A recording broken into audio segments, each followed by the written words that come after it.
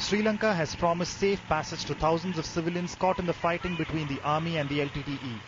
In an announcement late at night, President Rajapaksa said he would urge the LTTE to allow free movement of civilians to ensure their safety and security.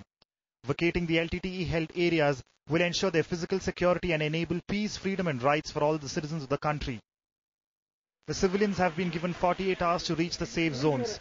The location and coordinates of the safe zones are also being provided.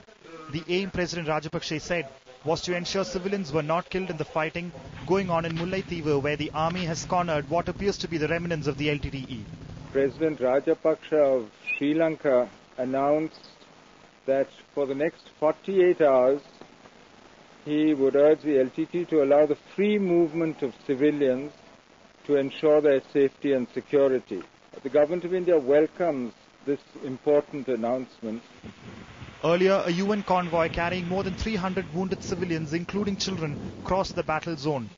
There are an estimated 2 lakh civilians camped in the jungles of Mullaitivu, bereft of food and shelter. The Sri Lankan army had earlier accused the LTTE of firing on them from designated areas where it was agreed that only refugees would be permitted. It remains to be seen if in the next 48 hours the fighting abates enough to allow civilians to leave. The big question also remains whether the LTTE will prevent them as it has in the past. With Surya Gangadharan in New Delhi, Sairam Sanat Kumar.